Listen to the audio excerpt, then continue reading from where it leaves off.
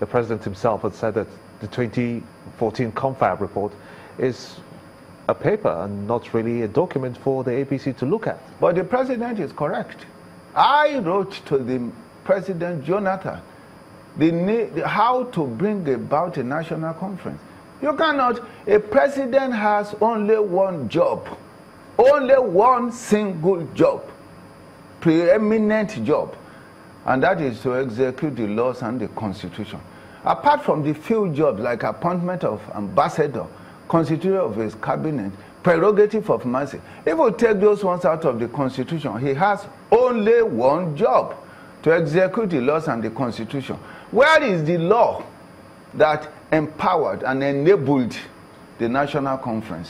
Where is the authority of Jonathan to bring it about? He was spending money illegally and unconstitutionally on the national conference. I wrote to him. I even went to court on this issue. I initiated an action, the unconstitutionality of that adventure.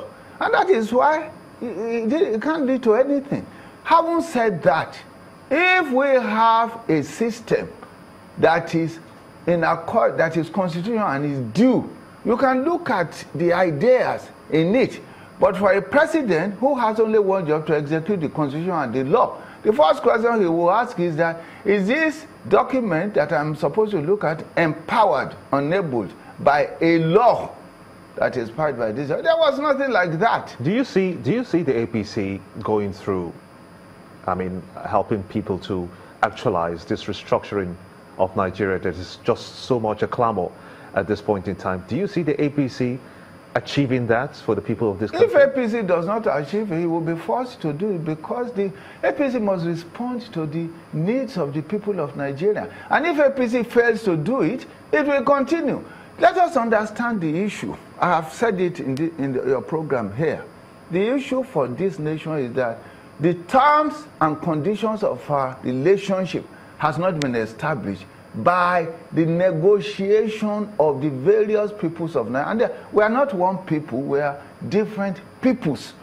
And strategically, Nigeria is a very unique nation where the various ethnic groups are divinely placed in different latitude, different regions. Igbos in the east, they are permanently. Yorubas in the southwest, they are permanently. Ijos and so on and so on, they are in the south-south. Kanuri in the northeast, Ijos, I mean thieves and Jukuns in the center, and so on and so forth. We are different people. Now, if we want to bring those, and it is good for this nation to come together as a big, powerful nation. Are we getting there? Yes, the discussion of the people. How close are we to getting there? We are moving closer. I have said it again and again and again. But where we are now, I never even knew we would get to that point. We are moving closer. As at the time people like us were talking about this thing, from the time we were talking of sovereign national conference, when we were going to jail in this nation, nobody was paying attention to it. Now, people are talking about structure and restructure. Of course, they are just using words when you are talking of restructuring. If a nation has no structure, how do you restructure it? It's not possible. The problem of Nigeria, it has no structure. It is when a nation has a structure, you begin to restructure it through a constitutional process.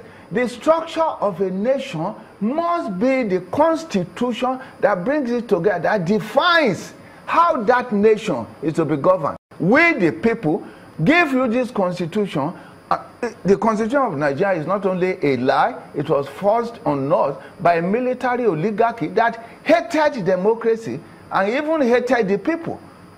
So what do we do now? Because the restructuring is going on, should I say the constitution amendment is going on, and it's expected to end in 2018. Yes. How much of that do you think will be able to alter the quest to have a proper restructure? Because you see, the structure is not there. How do we get the structure instituted let me tell you how to in this do country? It. First and foremost, the constitutional amendment is a waste of time, a useless adventure. No, you cannot say it's a waste of time. You just admitted that any restructuring must start with the legislatures, and they are doing it. Let me explain to you. They are trying to amend the present constitution, which is not our constitution.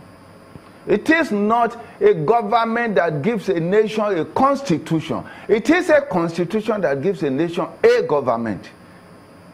Our constitution was given to us by a government, contrary to the every understanding of constitutional experts.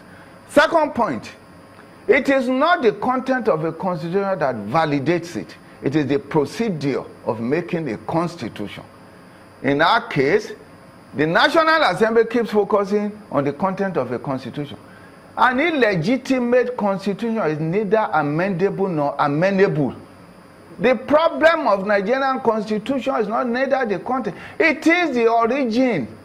A people give to themselves a constitution by negotiation. A constitution that is given to us is first of all as a decree. The interesting thing is that the military did not even have the power to give us a constitution. By its own law, it gave itself the power to make laws. You talk as if National Assembly. I'm sorry, you talk as if we are towing a wrong path. Yes. But the military did give us this. Yeah. The military advanced this country and did a lot of good work they did a lot of bad work. They did a lot of bad work. Including putting me in jail 3 times. I know. Okay, sorry about that, though. But not holding any brief for the military and what they did, though. Yeah. But you also understand that in writing